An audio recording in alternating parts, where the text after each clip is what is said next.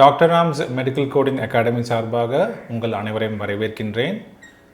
இன்று முதல் நம்ம வகுப்புக்கு நாம் நேரடியாக இப்போ செல்ல இருக்கின்றோம். இன்று முதலாவது வகுப்பு evolution of medical coding and foundational subject, அதாவது மருத்துவ குறியீட்டின் பரிணாம வளர்ச்சியும் அடிப்படை கல்விகளும்.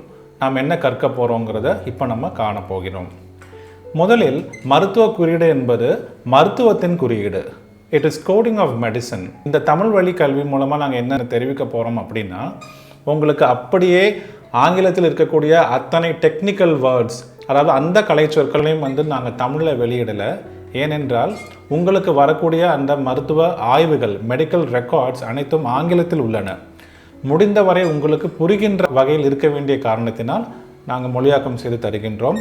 இருந்தாலும் நீங்கள் அந்த ஆங்கில சொற்களையும் கற்று தேர்ந்தால் மிக நல்லது. அதன்படி மருத்துவ குறியீட்டிற்கு நாம் செல்வோம். மருத்துவத்தை ஆங்கிலத்தில் மெடிசன் என்று கூறுகிறோம். இது ஒரு அறிவியல். மருத்துவம் என்பது that establishes diagnosis, prognosis, treatment and prevention of disease. அதாவது டயக்னோசிஸ் என்பது வியாதி நிர்ணயம் அல்லது நோய் நிர்ணயம். ப்ராக்னோசிஸ் என்பது முன்கணிப்பு.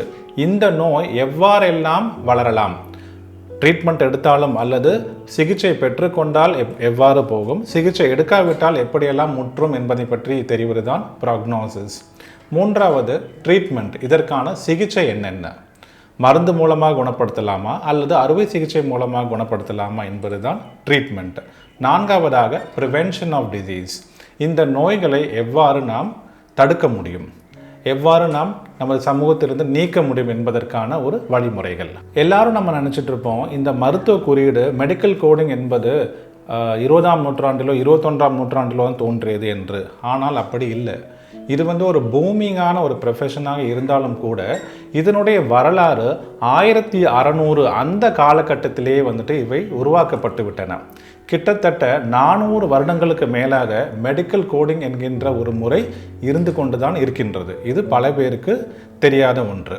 மெடிக்கல் கோடிங் எங்கு இருந்து உருவானது என்று பார்த்தால், வரலாற்று ரீதியாக நமக்கு பதிவுகள் எங்கு இருக்கின்றன என்று நாம் பார்த்தால், இவை இங்கிலாந்தில் உள்ள லண்டனில் கிடைத்துள்ளன. அதாவது லண்டன் பில்ஸ் ஆஃப் மார்டாலிட்டி என்கின்ற ஒரு பதிவின் மூலம் நமக்கு மருத்துவ குறியீடு செய்யப்பட்டதற்கான ஆதாரம் நமக்கு கிட்டியுள்ளது. அப்போ அந்த காலத்தில் எதற்காக இந்த பில்ஸ், இந்த பதிவுகளை இவர்கள் செய்து கொண்டார்கள் என்றால், நோய்க்கான காரணத்தை தெரிவிப்பதற்காக இவர்கள் இந்த மெடிக்கல் கோடிங் என்கின்ற ஒரு சிஸ்டமை இவர்கள் கையாண்டு உள்ளனர்.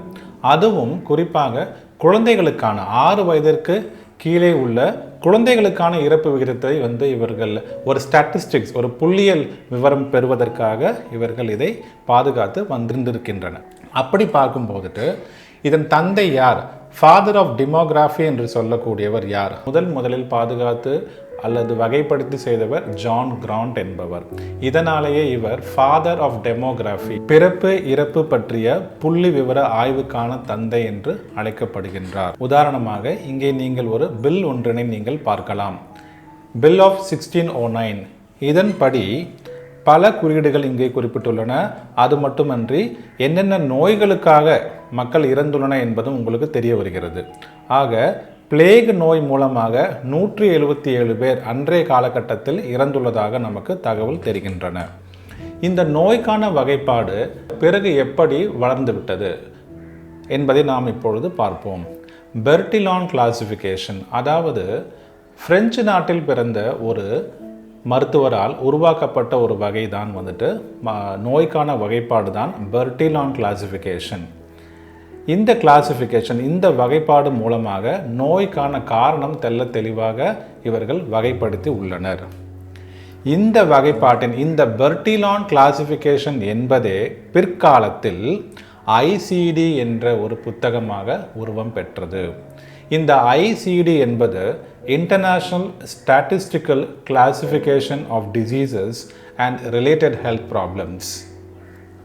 இந்த ICD என்பது உலக நல அமைப்பால், உலக சுகாதார நிறுவனத்தால் வெளியிடக்கூடிய ஒரு புத்தகமாகும். இதை சுருக்கமாக நாம் எவ்வாறு அழைப்போம் என்றால் இன்டர்நேஷனல் கிளாசிஃபிகேஷன் ஆஃப் டிசீஸ். ஆக உலக சுகாதார நிறுவனத்தால் பராமரிக்கக்கூடிய இந்த புத்தகத்தின் தமிழாக்கம் எவ்வாறு இருக்கும் என்று நீங்கள் பார்த்தால், நோய்களுக்கும் நலக்கேடுகளுக்குமான அனைத்துலக புள்ளியியல் வகைப்பாடு. இதனையே நாம் ஆங்கிலத்தில் சுருக்கமாக ICD international classification of disease என்று கூறுகின்றோம். அதாவது அனைத்துலக நோய்கள் வகைப்பாடு. நம்மளுடைய முந்தைய பதிவுகளில் நாம் பார்த்தோம் இந்த ICD-10 என்னவென்றால். இதை பார்க்காத மாணவர்கள் அல்லது நண்பர்கள் தயவு கூர்ந்து முந்தைய வீடியோக்களையும் நீங்கள் பார்த்து கொள்ளுங்கள். உங்களுக்கு புரிய வரும் நாம் எதை பற்றி பேசிக்கிட்டு இருக்கோம் அப்படின்ட்டு. இப்போ இந்த ICD என்பது உலக அமைப்பு சுகாதார நிலையத்தால் பராமரிக்கக்கூடியது. நாம் குறியீடு செய்ய போவது ICD-10 என்பதிலிருந்து. இந்த CM என்பது கிளினிக்கல் மாடிஃபிகேஷன், அதாவது மருத்துவ மாற்றம். ஒவ்வொரு நாட்டினரும் தங்கள் நாட்டுக்கு ஏற்ப அவர்கள் தங்களுடைய நோய்களுக்கான வகைப்பாடுகளை செய்து கொண்டு உள்ளனர். அதே போல அமெரிக்கர்கள் ICD-10 அடிப்படையாக கொண்டு ICD-10 என்கின்ற புத்தகத்தை அவர்கள் பராமரித்து வருகின்றனர். இந்த ICD-10 அனைத்து விதமான நோய்களுக்கான வியாதி நிர்ணயமும் அது மட்டுமல்லாமல் நலக்கேடுகளுக்கான அனைத்து விவரங்களும் கொடுக்கப்பட்டு உள்ளன. நாம் முன்பே பார்த்துவிட்டோம், ஒரு நோயாளி அடிபட்டு வந்தார் என்றால் அந்த நோய்க்கான காரணம், எவ்வாறான காயம், அது அவருடன் வேறு ஏதாவது நலக்குறைவு இருக்கின்றன, அவை அனைத்தையும் குறிக்கக்கூடிய நோய்களுக்கான வகைப்பாடுகள் அனைத்தும் இந்த ICD-10 அடங்கும். இரண்டாவது நாம் என்ன பார்க்க போகிறோம் அப்படின்னா CPT, அதாவது தற்போதைய நடைமுறை கலை சொல்லியல். இந்த CPT என்பது அமெரிக்க மருத்துவ குழுவினரால் பதிவிட பெறும் ஒரு புத்தகமாகும். வருடம் இந்த CPTயும் ICDயும் இந்த புத்தகங்கள் மாறிக்கொண்டே இருக்கும். ஏனென்றால் ஒவ்வொரு வருடமும் புதிய நோய்கள் நமக்கு வரலாம். உதாரணத்துக்காக தற்பொழுது கொரோனா, இதற்கு முந்தைய காலகட்டத்தில் எபோலா வைரஸ், அதற்கு முந்தைய காலகட்டத்தில் சார்ஸ் வைரஸ். ஆக மருத்துவத்திற்கு ஏற்றவாறு மெடிக்கல் கோடிங் முறையும் விரிவடைந்து கொண்டே இருந்து வருகிறது. இந்த CPTயில் நாம் என்ன பார்ப்போம் அப்படின்னா, ஒவ்வொரு மருத்துவரும் செய்யக்கூடிய மருத்துவ சிகிச்சைகளும் சேவைகளும் பரிசோதனைகளும் அனைத்தும் இந்த CPT புத்தகத்தில் அடங்கும். உங்களிடமிருந்து இரத்த மாதிரியை எடுத்துக்கொண்டார் என்றால் அந்த இரத்தம் எடுப்பதற்கான ஒரு CPT கோடு ஒன்றை இந்த புத்தகத்தில் இடம்பெறும்.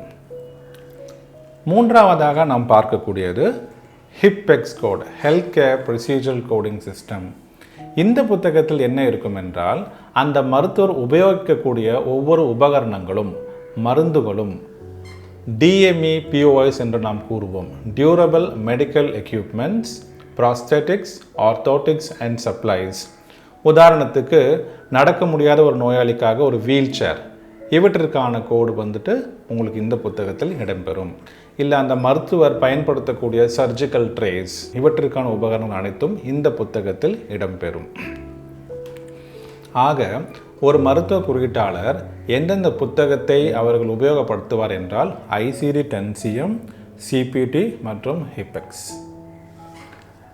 இந்த 3 புத்தகங்கள் மட்டுமே உங்களுக்கு போதும். உங்களது தொழிலை செய்வதற்கு இந்த 3 புத்தகத்தில் இருந்தால் நீங்கள் அந்த எண்களை நீங்கள் குறியிடப் போகிறீர்கள். இதை நீங்கள் எதையும் மனப்பாடம் செய்யக்கூடிய அவசியம் எதுவுமே கிடையாது. நீங்கள் உங்கள் மருத்துவ ஆய்வில் குறிப்பிட்டுள்ள அந்த ப்ரொசீஜர் அல்லது என்ன சர்ஜரி பண்ணியிருக்காரோ அதை நீங்கள் நன்றாக படித்துக்கொண்டு அந்த சர்ஜரிக்கான செக்ஷன் பகுதி இந்த புத்தகங்களில் எங்கே உள்ளது என்பதை நீங்கள் தேடிக்கொண்டு அந்த எண்களை நீங்கள் இட வேண்டியதாக இருக்கும். இதுதான் ஒரு மருத்துவ குறியீட்டாளரின் பணி. இதற்கு என்னென்ன சப்ஜெக்ட்ஸ், ஒரு ஃபவுண்டேஷனல் சப்ஜெக்ட்ஸ் இந்த மெடிக்கல் கோடை தெரிஞ்சிருக்க வேண்டும் என்றால் ஆனடாமி. ஆனடாமி என்பது கிரேக்க வார்த்தைகளால் சேர்ந்த ஒரு டெர்மினாலஜி. ஆனா ப்ளஸ் டோமி, அதாவது உள்ளே இருக்கக்கூடிய உள் உறுப்புகளின் படிப்பு. இந்த அனடாமியில் மனித உடம்பில் உள்ள அத்தனை உறுப்புகளையும் நாம் படிக்க போகின்றோம். ஒவ்வொரு உறுப்பு எங்கே இருக்கின்றது, இதற்கு பக்கவாட்டில் என்ன இருக்கின்றது, மேலே என்ன இருக்கின்றது, கீழே என்ன இருக்கின்றது, அனைத்தையும் நாம் கற்க போகின்றோம். இதை முடிந்தவரை நீங்கள் ஆங்கிலத்தில் தெரிந்து கொண்டால் நல்லது. அடுத்தவதாக நம்ம பார்க்க போகிறது ஃபிசியாலஜி, உடலியல். இந்த உறுப்புகள் எவ்வாறெல்லாம் இயங்குகின்றன, இருதயம் எவ்வாறு இயங்குகின்றது, சிறுநீரகம் எவ்வாறு இயங்குகின்றது, இரத்த ஓட்டம் எவ்வாறு செல்கின்றது, நுரையீரல் எவ்வாறு இயங்குகின்றது, இவற்றை பற்றிய படிப்பு ஃபிசியாலஜி என்பது. ஆக இந்த அடிப்படை பயிற்சியில் உங்களுக்கு அனாட்டாமி, ஃபிசியாலஜி தெளிவாக புரிந்திருக்க வேண்டும். ஒவ்வொரு வகுப்பிலும் உங்களுக்கு இந்த பயிற்சி கூட நிறுவனங்களில் இந்த அனாட்டாமியும் ஃபிசியாலஜியும் உங்களுக்கு அந்த பயிற்றுனர் விரிவாக எடுத்துரைப்பார். மூன்றாவது நாம் பார்க்கக்கூடியது பேத்தாலஜி, அதாவது நோயியல். சாதாரணமாக ஒரு மனிதர் இருக்கின்றார், அவருக்கு ஒரு தொற்று ஏற்பட்டால் அவர் உடலில் என்ன விதமான மாற்றங்கள் ஏற்படும். பேத்தாலஜி என்றால், பேத்தோஸ் என்றால் இது ஒரு கிரேக்க வார்த்தை, இதற்கு அர்த்தம் நோய். லாஜி என்றால் ஒரு படிப்பு. ஆக பேத்தாலஜி என்பது நோய்க்கான ஒரு படிப்பு, நோயியல் என்று நாம் தமிழிலே நாம் கூறுவோம். நோய் உண்டானவுடன் உடலில் ஏற்படக்கூடிய இந்த மாற்றங்களை படிப்பது தான் பேத்தாலஜி என்பது. கடைசியாக இந்த ஃபவுண்டேஷனல் சப்ஜெக்ட்ஸில் ஒரு பிரிக்க முடியாத ஒரு அங்கமாக திகழ்வது மெடிக்கல் டெர்மினாலஜி, அதாவது மருத்துவ கலை சொற்கள். இந்த மெடிக்கல் டெர்மினாலஜி நான் கூறியது போல ஆங்கில அறிவு பெரிதாக தேவையில்லை. ஏனென்றால் மருத்துவமே லத்தீன், கிரேக்க மொழிகளினால் உருவான கூட்டு சொற்கள் தான். ஆக நாம் அந்த மொழிகளில் உள்ள அந்த சொற்களுக்கு, உதாரணத்துக்கு டிஸ்னியா என்று எடுத்துக்கொள்வோம். டிஸ் என்பது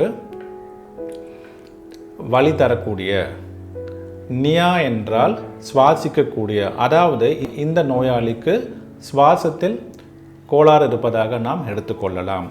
ஆக நீங்கள் இந்த சொற்களின் கூட்டுகளை நீங்கள் நன்றாக புரிந்து கொண்டீர்களானால் கட்டாயமாக உங்களுக்கு மருத்துவம் அல்லது இந்த மெடிக்கல் டெர்மினாலஜி ரொம்ப சுலபமாகவே உங்களுக்கு இருக்கும். உதாரணத்துக்கு ஏர், காற்றுக்கு நாம் எப்படி அழைப்போம் என்றால் நியூமோ என்று அழைப்போம்.